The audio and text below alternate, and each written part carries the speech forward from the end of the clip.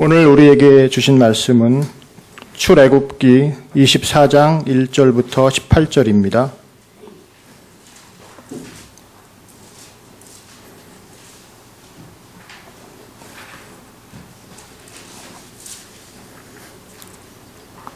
출애굽기 24장 1절부터 18절 말씀을 이제 봉독합니다.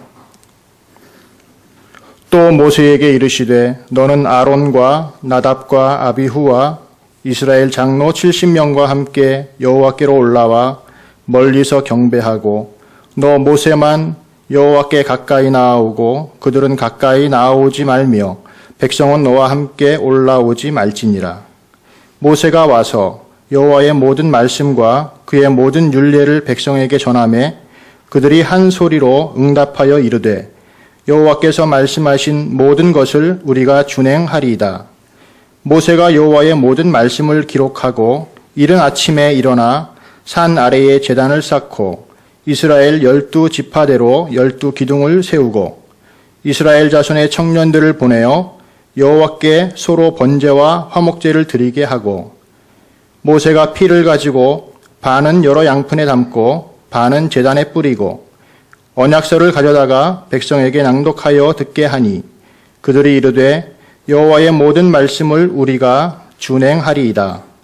모세가 그 피를 가지고 백성에게 뿌리며 이르되 이는 여호와께서 이 모든 말씀에 대하여 너희와 세우신 언약의 피니라. 모세와 아론과 나답과 아비후와 이스라엘 장로 70인이 올라가서 이스라엘의 하나님을 보니 그의 발 아래에는 청옥을 편 듯하고 하늘같이 청명하더라. 하나님이 이스라엘 자손들의 존귀한 자들에게 손을 대지 아니하셨고 그들은 하나님을 뵙고 먹고 마셨더라. 여호와께서 모세에게 이르시되 너는 산에 올라 내게로 와서 거기 있으라. 내가 그들을 가르치도록 내가 율법과 계명을 친히 기록한 돌판을 내게 주리라. 모세가 그의 부하 여호수아와 함께 일어나 모세가 하나님의 산으로 올라가며 장로들에게 이르되 너희는 여기서 우리가 너희에게로 돌아오기까지 기다리라. 아론과 훌이 너희와 함께 하리니 무슨 무릇 일이 있는 자는 그들에게로 나아갈지니라 하고 모세가 산에 오르매 구름이 산을 가리며 여호와의 영광이 시내 산 위에 머무르고 구름이 엿새 동안 산을 가리더니 일곱째 날에 여호와께서 구름 가운데서 모세를 부르시니라.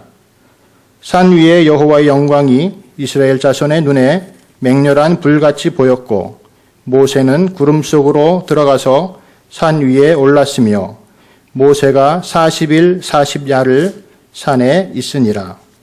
이것은 성령으로 기록된 말씀입니다. 서로 친해지려면 어떻게 해야 되죠? 유찬한 집사님, 어떻게 우리 이숙정 집사님 친해지셨어요? 먼저 가서 아는 체 하셨군요. 이숙정 집사님 먼저 안 갔나요? 둘이 만나서 자주 만나서 이야기도 나누고, 그래야지 친해지죠. 만나야 친해집니다. 자꾸 대화를 하면 더 친해지고 가까워지죠. 눈에서 멀면 마음에서도 멀어진다 하는 그 속담 있듯이 정말 같이 만나고 이야기도 하고 여행도 하고 또 때로는 밥도 먹고 이래야지 이제 친해진 거 아니겠습니까? 그래서 우리가 항상 이런 서로 만남의 시간을 귀하게 여겨야 됩니다. 이 교회 공동체는 그럼 또 만남의 장이기도 합니다. 저희 교회 이 현관 바로 앞에 밖에 쪽에 타일로 쭉 깔아놨어요. 회색 타일로 이렇게 됐는데 거기에 주황색으로 주홍색인가요? 주홍색입니다. 조금 빨간색이죠. 주홍색으로 글자가 새겨져 있어요. 아신가요? 이거 안 알려주면 몇 년 지나도 모르시더라고요. 은호자매님 알아요? 은호자매는 아는구나. 그러면은 누구한테 물어볼까요? 유찬한 집사님 아세요? 모르시죠? 우리 교회 등록하신 지가 2년 넘으셨을 텐데. 여기 안 가르쳐주면 몰라요. 뭐라고 돼 있어요, 은호자매님? 만남. 오늘 좀 확인하세요. 유찬한 집사님. 모르고 그렇게 지나셨죠. 그런데 이제 글자가 펼쳐져 있어요. 그래서 잘 이렇게 인식을 못하는 것 같은데요. 만남이라고 되어 있습니다. 그 타일로. 우리 장석구 집사님 아셨나요? 제자에 반해서 한번 들었답니다. 예. 이렇게 또 배워야 돼요, 또, 이것도. 예. 어쨌든, 만남. 예. 우리가 서로 또 만남의 장소도 되고, 성도 간에 또 누구를 만나는 것입니까?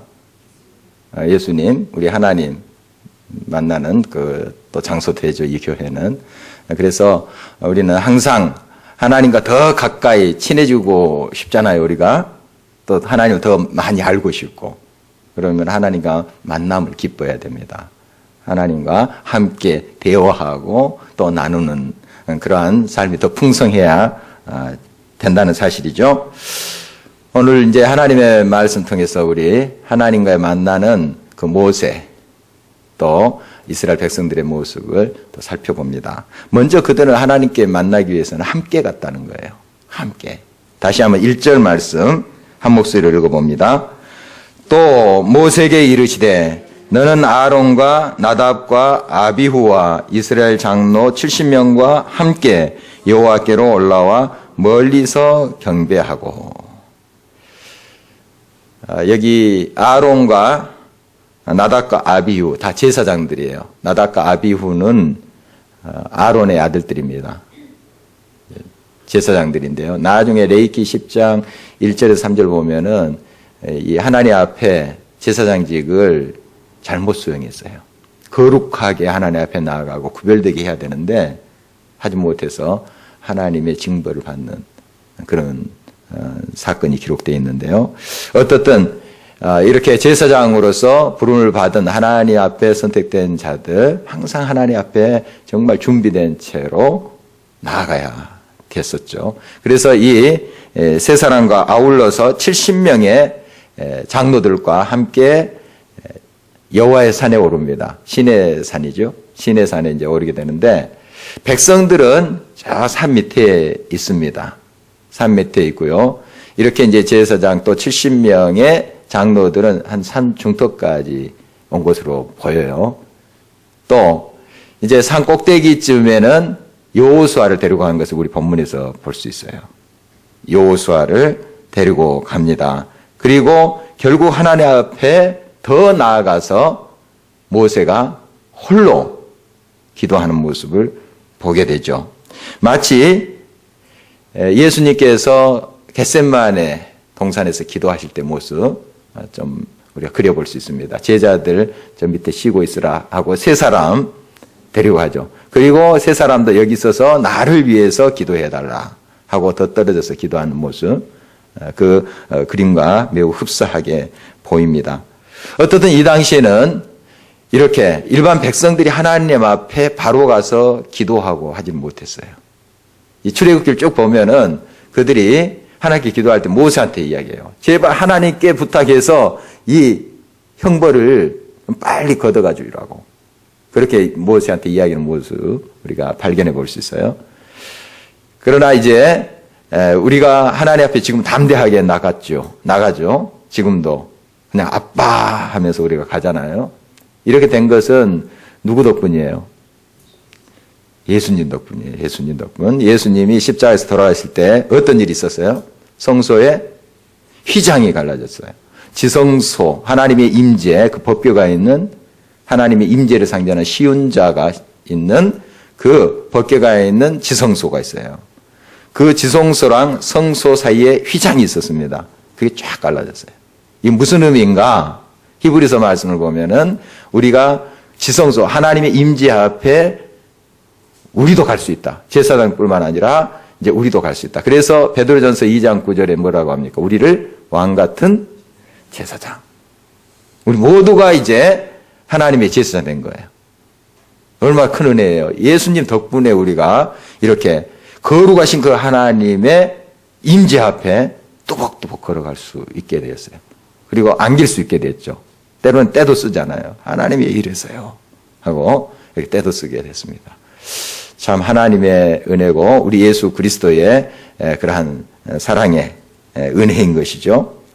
이제 이렇게 이스라엘 백성들이 그 대표들을 세워서 그들이 하나님을 만나러 가요.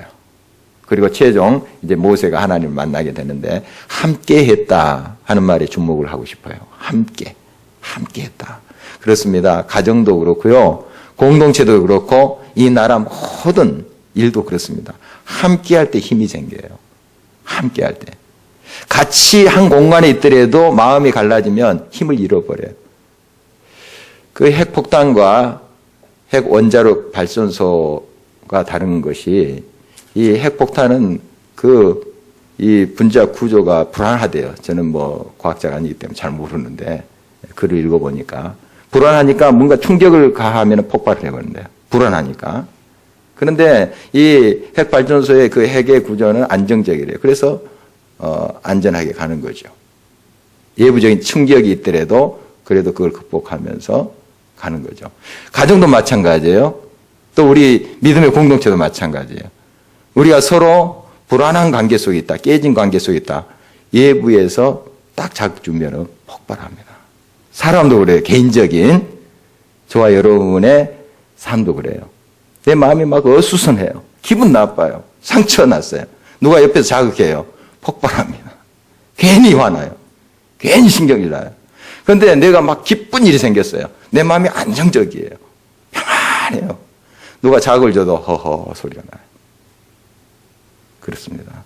그러니까 우리가 서로 함께하고 하나 된 것이 얼마나 중요하다 하는 걸 알 수 있죠. 내 마음도 일치를 이루어야 돼요. 내 마음속에. 가정도 마찬가지고 공동체도 서로 자리를 지키면서 질서와 일치, 함께함 이것이 이루어져야 됩니다. 항상 우리가 묵상하는 것이지만은 함께한다는 것은 다 똑같은 거 아니잖아요. 다양하지만은 서로 자리를 지키는 거예요. 자리를. 그래야지 안정적으로 이렇게 되는 거 아니겠습니까? 지금 뭐 뉴스를 들어보니까 북한에 큰 지각 변동이 있다 하는 것을 지금 듣고 있습니다. 뭐 장성택 제2인자라고 일컬어졌던 장성택이 뭐 실각하지 않았나 하는 추측입니다. 뭐 더 두고 봐야 되겠지만 그 측근 두 사람이 공개 처형을 받았다는 것은 사실인 것 같습니다. 어떻든 굉장히 그 불안한 구조예요. 북한 불안한 구조입니다. 그래서 정말 언제 그 뇌관이 터질지 모릅니다. 우리 많이 기도해야 되고요. 우리 남한은 어떻습니까? 우리도 지금 굉장히 불안합니다. 서로 계속 싸움이죠. 뭐 하루 이틀의 문제는 아닙니다만은 계속 지금 정쟁을 일삼고 있습니다. 지금 뭐 어떤 분석은 구한말 시대의 그런 상황이 다시 지금 빚어지고 있지 않나 뭐 이런 분석도 하고 있습니다. 지금 일본이 집단 자위권을 이제 더 강화시키고 있잖아요. 뭐 미국도 편들고 EU 유럽연합도 편들고 영국도 편들고 다 그러잖아요 지금. 심지어 필리핀까지 옛날 일본한테 괴롭힘을 당한 필리핀까지 다 지금 미국에 붙습니다. 왜냐하면 중국 견제하기 위해서 중국이 일어나잖아요. 우리만 지금 어정쩡하게 지금 돼 있습니다. 이건 뭐 미국 또 중국 눈치 보면서 어정쩡하겠는데 정말 우리가 먼저 우리 내부에서 일치를 이루어야 됩니다. 그러지 않으면 이 거센 파고 우리가 넘을 수 없어요. 이겨낼 수 없습니다. 굉장히 위험한 시기에 있습니다. 교회는 어떻게 하고 있어요, 지금? 이런 상황인데 이걸 과연 교회들이 읽고 있는가 하는 거예요. 이 상황을 파악하고 있는가 하는 거예요. 잠들어 있는 거예요. 물론 다 그런 것은 아니죠. 다 그런 건 아니지만 대부분 교회들이 더 깨어서 지금 하나님 앞에 나가야 될 때인데 잠들어 있는 거예요. 참 안타깝습니다. 이때 우리가 주 안에서 정말 하나가 되어 뭉쳐야 됩니다. 서로 교리 논증하고 이거다 저거다. 예수 그리스도 삼일체 하나님 고백하는 모든 자들 좀 다른 면에서 다른 거 서로 좀 들어보려고 하고 이해해 보려고 하고 해야 되지 않겠습니까? 본질적인 것을 우리가 지켜서 목숨 걸고 그것을 사수해야 되죠. 그러나 다른 여러 지엽적인 그것 가지고 막 서로 그래서 또 더 나눠지고 더 깨지고 이런 현상들이 지금 우리 교회의 모습입니다. 이걸 못 보는 거예요. 이걸 못 보는 거예요. 정말 안타깝잖아요. 이렇게 잠들어 있는 거죠. 하나님 앞에 깨어서 우리가 바로 나가야 되면 지금은 하나 될 때예요.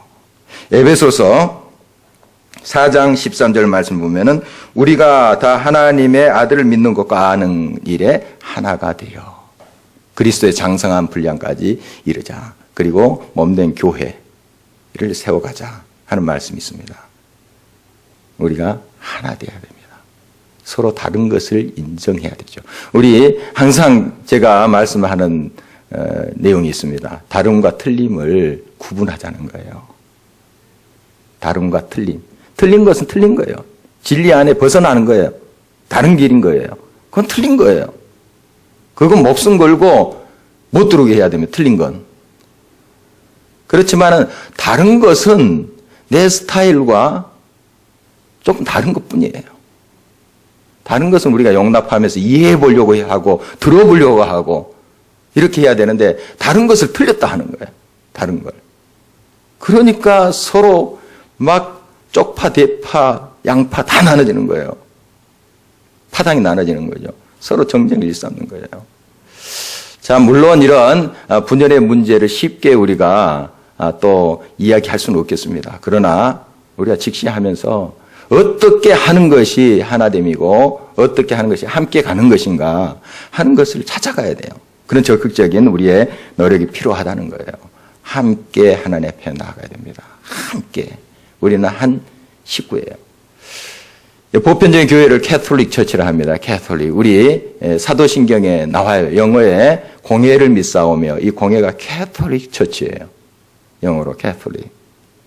우리 캐톨릭 처치를 믿으며 이렇게 우리의 신앙 고백을 하고 있어요. 이게 뭔가 하면 지금 말하는 천주교를 믿으며 이런 뜻은 아니에요.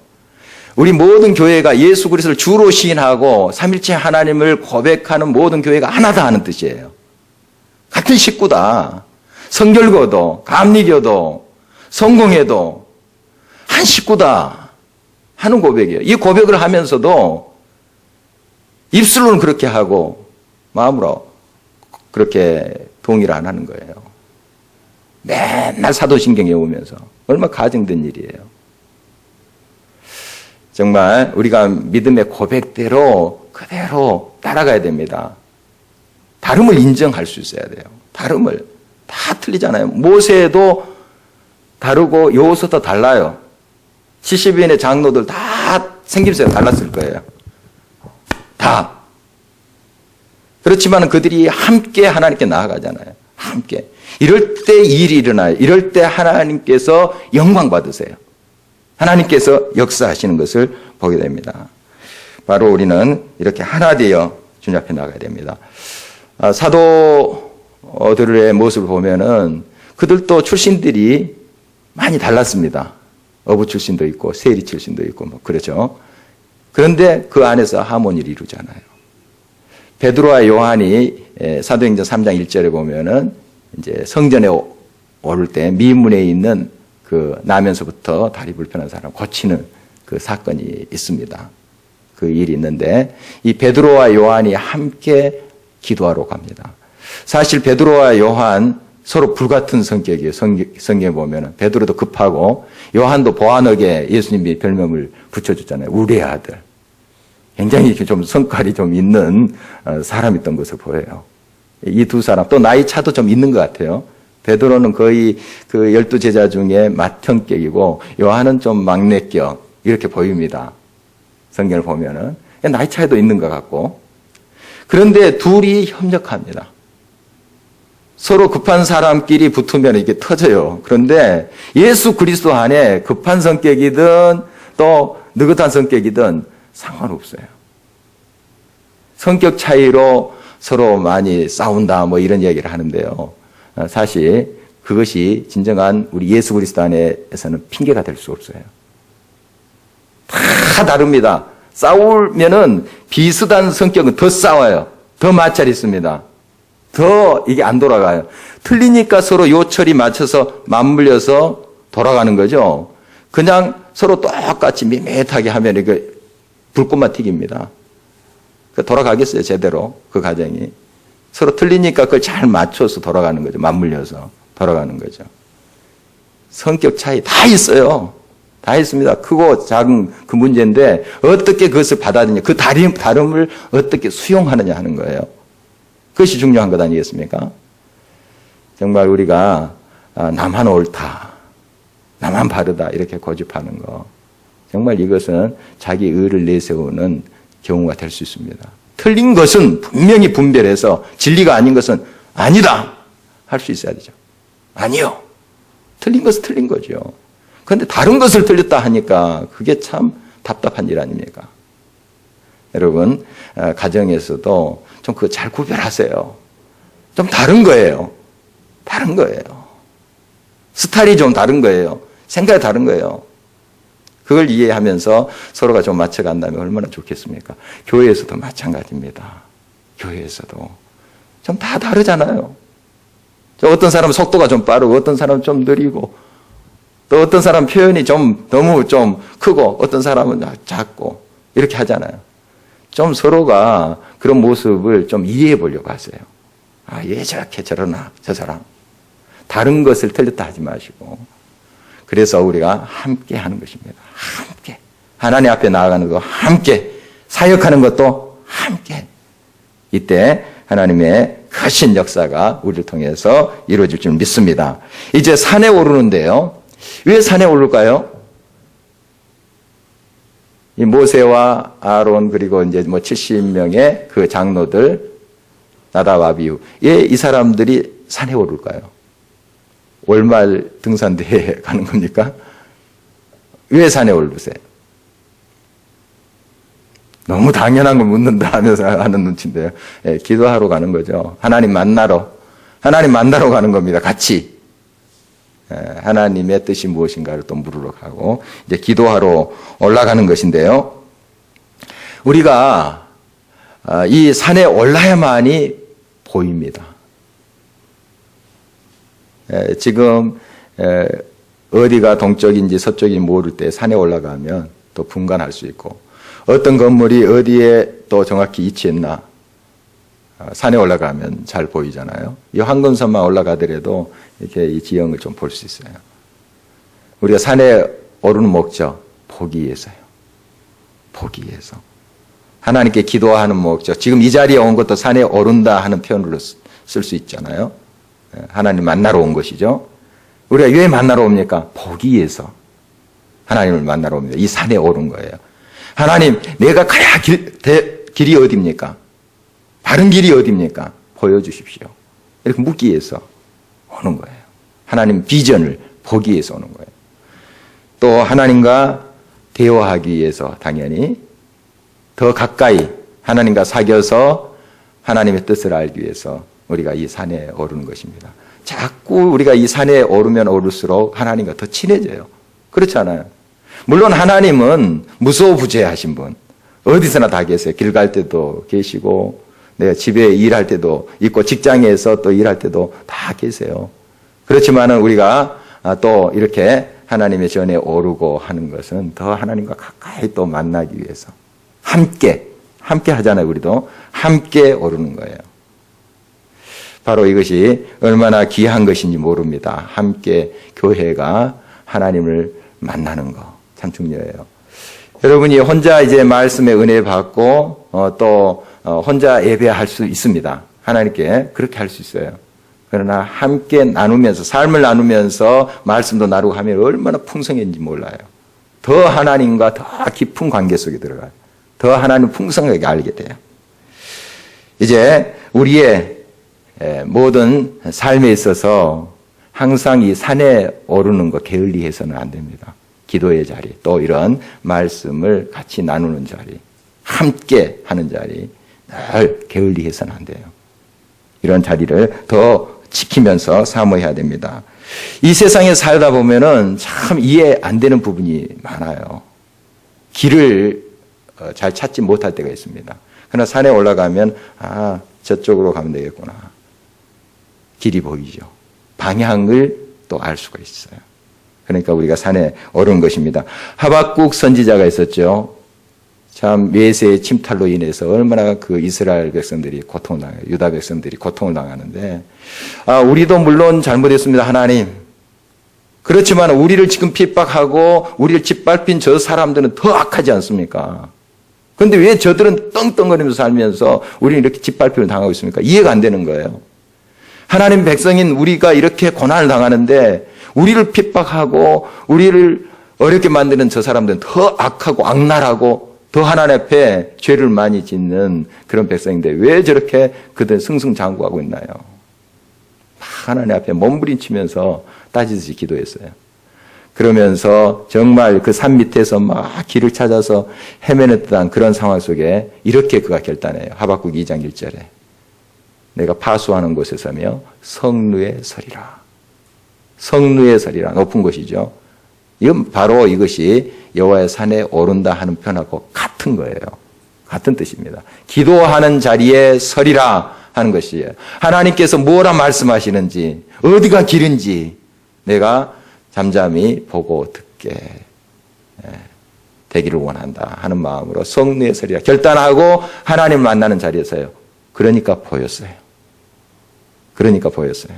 아, 이것이구나 하면서 그가 깨닫는 바를 하박국 3장 17절 이렇게 말하고 있잖아요. 우리가 너무나도 잘 알고 있는 말씀. 무화과 나무 잎이 마르고 포도 열매가 없고 다 없고 할지라도 여호와 하나님께서 우리와 함께 하시는구나. 이 풍랑 속에도 여호와 하나님께서 우리 곁에 계시는구나. 더 안타까우면서 우리 곁에 계시는구나. 우리를 놓지 않고 지키고 계시는구나. 이걸 발견하는 거예요. 세상에 다 모든 것이 없다 할지라도 모든 것 되시는 그 여호와 하나님이 나의 곁에 계시는구나. 이걸 발견하니까 막 기쁨이 넘치는 거예요. 여호와로 인하여 내가 기뻐하리라. 여러분 그것이에요. 어떤 사람이 이러한 경험을 할 수 있어요? 산 위에 오르는 사람. 하나님을 기뻐하면서 하나님을 찾는 사람이 이런 하나님의 응답을 경험할 수가 있는 것이죠. 우리가 늘 이 산에 오르는 일 게을리 해서는 안 됩니다. 하나님과 만남의 자리, 이 자리를 늘 귀하게 여기셔야 될 것입니다. 또 보면 이제 모세가 하나님 말씀을 시내산에서 들어요. 듣고 그 모든 말씀을 백성들에게 전합니다. 지난번에 살펴봤지만 백성들, 그 많은 백성들 앞에 뭐 스피커도 없이 혼자서 막 외치면 사람 다 듣겠습니까? 이 70명의 장로들이 다 전달하는 거예요. 다 전달하는 거예요. 그 말을 장로들이 전달하면 장로들이 쫙 흩어져서 자기 족속에 가서 전달하는 거예요. 자, 그런 이제 체계가 돼 있었죠. 예. 이런 모습을 우리가 이제 볼 수가 있습니다. 그런데 이 장로들이 중간에서 모세의 말을 잘 귀담아 들어야 됩니다. 그래야지 정확한 것을 전달할 수 있어요. 그러나 잘 듣지 못한다면 엉뚱한 거 전할 수 있어요. 자기 식대로. 전달자가 자기 생각 가지고 있으면 아무리 말해도 왜곡해서 전할 수 있습니다. 그런데 바로 백성들에게 알아듣게 전했다는 것은 이 중간에 있는 사람들이 잘 들었다, 경청했다 하는 것 다시 한번 우리가 살펴볼 수가 있습니다. 그래서 이제 백성들이 이렇게 응답합니다. 우리가 다 주의 말씀을 준행하리이다. 준행하겠습니다. 따르겠습니다. 이렇게 응답하는 모습을 보게 됩니다. 바로 이제 온 백성들과 함께 말씀을 따라 순종하는 삶의 결단을 하고 나갑니다. 이럴 때 여러분 하나님의 역사는 우리의 삶을 통해서 계속해서 또 활기차게 펼쳐지게 됩니다. 정말 하나님의 말씀이 우리의 삶을 늘 주관하도록 내 마음을 열고 항상 나 자신을 내려놓고 하나님의 뜻을 추구하며 나가야 됩니다. 요즘 이제 새벽 기도 때 제가 최선과 최고의 이야기를 드렸습니다. 최선이 우리의 이제 추구 가치예요. 우리가 그거 추구해야 되죠. 최선. 그러나 최고는 추구 가치가 아니에요. 우리가 추구해야 될 가치가 아니에요. 결과 가치예요. 따라오는 거예요. 따라오는 거. 그런데 거꾸로 하니까 문제예요. 항상 최고가 되려 하니까 문제예요. 최고란 것은 비교하는 거예요. 비교하는 거. 옆집 영철이 이거 학원에 가니까 나도 학원 가야 돼요. 이런 거 자꾸 그건 자기 삶을 사는 게 아니에요. 다른 사람과 비교해서 다른 사람의 삶을 사는 거예요. 하나님께서 내게 주어진 그 자리에서 최선을 다하는 거죠. 최선을 다하는 거. 이게 이제 말씀의 핵심이에요. 하나님의 말씀 그런 거예요. 말씀을 온전히 따라가면, 최선을 다해서 하나님 말씀대로 따라가면 이 모든 것을 더해 주세요. 그런데 거꾸로 하는 거예요. 이 모든 것을 더 내가 추구하려고 그래요. 그건 결과 가치로 따라오는 건데 추구 가치로 생각하는 거예요. 이 모든 것을 막 쟁취하려고. 그러니까 문제 생기는 거 아니겠어요? 하나님의 말씀대로 우리가 따라서 행해 보십시오. 가라 하면 가고 멈추라 하면 멈춰 보십시오. 이 모든 것이 따라오게 되어 있습니다. 따라오게 되어 있어요. 말씀 중심으로 돌아가야 돼요. 제가 저 안에 있었던 교회에 이제 그 담임 목사님이 그런 이제 교육자들한테 이야기를 자주 강조한 것을 기억하고 있습니다. 우리 교육자들은 이 모든 신앙에 있어서 또 성경에 있어서 프로가 돼야 된다. 프로 의식 많이 강조를 했어요. 프로가 돼야 된다. 아마추어 같이 그렇게 하지 말라 하는 그런 이야기를 많이 했는데, 그리고 이제 덧붙인 게 이 분야에서 최고가 되라. 그런 말을 했습니다. 그것을 자주 강조했는데, 최고가 되라. 물론 좋은 뜻에서 그런 말이었는데, 저는 이제 그걸 좀 고쳐야 된다고 생각을 했습니다. 그때도. 최선을 다해야 된다. 최선을 다해야 된다. 최고가 되려고 하면은 자꾸 비교해요. 저 옆에 교회에 저렇게 막 성도들도 막 많이 몰려들고 그러는데 이게 뭐야? 막 비교가 되는 거예요. 이 운동선수들도 그렇게 비교하면 자기 실력 제대로 못 발휘합니다. 긴장이 돼버리니까. 자기에게 주어진 곳에서 그동안 연습한 것을 집중해서 그냥 다른 사람 비교하지 말고 거기에 집중해서 하게 되면 좋은 결과가 나와요. 그런데 잘했는데 자꾸 앞에 한 사람 의식하고 이렇게 하면은 자기 실력이 안 나와요. 안 나옵니다. 그래서 우리가 최고가 되려고 하고 비교하고 이렇게 한다면은 결국 우리는 이 성경대로 안 하는 거예요. 안 하는 겁니다. 최선을 다하고 나의 주신 그러한 달란트에 최선을 다하는 거예요. 오늘 아침에도 나눴지만 2달란트 받은 사람, 5달란트 받은 사람, 최선을 다해서 배를 남기죠. 똑같이 배를 남깁니다. 물론 5달란트 받은 사람은 10달란트가 된 거고 2달란트 받은 사람은 4달란트가 된 거죠. 그러나 칭찬은 똑같아요. 성경 보십시오. 칭찬 똑같아요. 하나님께서는 최고로 묻는 게 아닙니다. 최선을 다했느냐? 성실을 다했느냐? 내 일에 성실을 다했느냐? 이걸 묻는 거예요. 이게 하나님의 가치관이에요. 이게 말씀대로 사는 거예요. 이게 제대로 사는 거예요. 근데 제멋대로 사는 거예요. 우리가. 우리 식대로, 세상 식대로 사는 거예요. 막 비교하면서. 그리고 배합하면서. 그러니까 1등 하다가 2등 떨어지면 막 못 참는 거예요. 그래서 자살도 하는 그런 우리 아들, 딸들 뉴스 듣잖아요. 잘못 가르치고 있는 거예요. 교회에서조차 그렇게 하고 있어요. 교회에서조차. 우리가 열심히 성실을 다해서 하다 보면 언젠가 또 최고가 될 수 있고 또 아니 될 수 있잖아요. 그거 관계없는 거예요. 그건 따라오는 거예요. 결과. 하나님께 주신 것이니까 주신 대로 감사하면 되는 거죠. 최고가 됐습니까? 하나님께 영광 돌리면 돼요. 그게 내가 잘했어. 뻐길 필요도 없어요. 하나님이 그렇게 하셨으니까. 하나님께서 그 결과 주셨으니까 하나님께서 그 영광 받으셔야죠. 그러니까 나는 흔들림이 없어요. 흔들림이 없어요. 최고가 돼도. 아니 2등 됐습니까? 흔들림이 없어요. 기분 나빠서 막 절망할 필요도 없어요. 최선을 다했으면 되는 거예요. 주님의 칭찬 똑같아요. 최선을 다하는 사람. 이게 말씀대로 사는 거예요. 말씀대로. 우리가 말씀으로 돌아가야 된다 하는 이야기를 수없이 하면서도 이 성경의 원리를 제대로 깨닫지 못하는 거예요. 자꾸 비교하는 거예요. 누가 더 크냐? 누가 더 많이 모이느냐? 막 이런 거예요. 이게 세속적인 가치관 아닙니까? 물론 이게 저를 향한 또 메시지입니다. 제가 목회를 하다 보니까요. 뭐 친구 중에도 뭐 몇천 명 모이는 교회에 목회하는 친구도 있고 그렇죠. 또 뭐 작은 교회 하는 친구도 있는데 저는 다 귀하게 보여요. 같이 동기 모임을 하면은 정말 그런 친구들이 있어요. 아직까지 정말 교인 몇 명 이렇게과 함께 신앙생활하는 친구가 있어요. 참 귀하게 보여요. 귀하게 보입니다. 실패자라고 저는 보이지 않아요. 그들을 사랑하면서 정말 하나님 앞에 얼마나 간절히 나가는 그런 모습. 또 큰 교회 할 수도 있잖아요. 다 세상 사람 비교해요.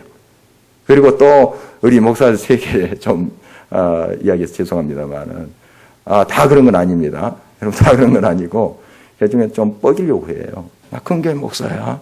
대단해. 우리 모임에서는 그런 분이 없는 걸 제가 압니다만은 그런 사람들이 있긴 해요. 그 다 세속적인 가치관이잖아요. 주어진 달란트에 최선을 다했는가 하는 것을 하나님 물으실 거예요. 앞으로 우리가 하나님 앞에 서면 그건 물으시지. 너 몇천 명 교회에서 이건 물으시겠어요? 아니에요. 우리가 말씀으로 돌아가야 됩니다. 말씀 중심으로 제대로 하나님의 원리대로 살아야 돼요. 바로 그렇게 하나님의 말씀을 듣고 백성들을 가르쳤고 백성들은 그렇게 하겠습니다 하는 그런 모습을 보게 됩니다. 마지막으로 이제 한 가지만 더 살펴보겠는데요. 기다림에 대한 말씀이에요. 16절 말씀 한 목소리로 읽어보도록 하겠습니다. 여호와의 영광이 신의 산 위에 머무르고 구름이 엿새 동안 산을 가리더니 일곱째 날에 여호와께서 구름 가운데서 모세를 부르시니라. 이제 산에 올라갔는데요. 여섯째 날까지 그냥 구름만 가득 차고 뭐 하나님 말씀도 안 하시는 거예요. 뭐 6일은 금방 지나가니까 뭐 짧은 시간이겠다 이렇게 여러분 생각하시겠죠. 그러나 기다리는 사람은 굉장히 그 긴 시간입니다. 막 하나님께 부르짖고 하나님 앞에 딱 나가면 하나님이 모세야 해서 말씀해 주시고 이렇게 해야 되는데 6일 동안 말씀 안 하시는 거예요. 잠잠한 거예요. 그 기다림의 시간이 얼마나 힘들겠어요. 쉽지 않습니다. 이제 7일째 되는 날 말씀하시는 모습을 보게 되는데요. 여러분 기다림의 시간이 있어요. 하나님께 여러분 어떤 기도 제목을 가지고 지금 간절히 기도하십니까? 또 이번 특별 새벽 기도 때 여러분 기도 제목 쭉 적고 지금 부르짖고 있죠. 간절히 부르짖고 있는데 여러분 끝까지 하나님의 응답의 때까지 기다리십시오. 하나님은 반드시 만나주세요. 만나주십니다. 그런데 내가 중간에 돌아가 버렸다. 이거 뭐 하나님 뭐 꿈쩍도 안 하시네. 대답도 안 하시네. 그러면 또 시작해야 돼요. 처음부터 또. 평생 그런 모양으로 신앙생활 한 사람이 얼마나 많은지 몰라요. 하나님 곧 말씀하시는데 등을 딱 돌리고 가버리는 거예요. 그리고 또 나중에 안 되겠다. 하나님과 또 가까이 사귀는 것이 보기를 하는데 또 결단하고 갑니다. 가다가 또 돌아서요. 평생 그런 스타일로 그런 패턴으로 신앙생활 한 사람이 얼마나 많은지 몰라요. 여러분 하나님은 반드시 응답합니다. 하나님 때 반드시 응답해요. 끝까지 기다리세요. 기다리세요. 하나님의 때에 또 여러분의 가장 적합한 때에 응답하십니다.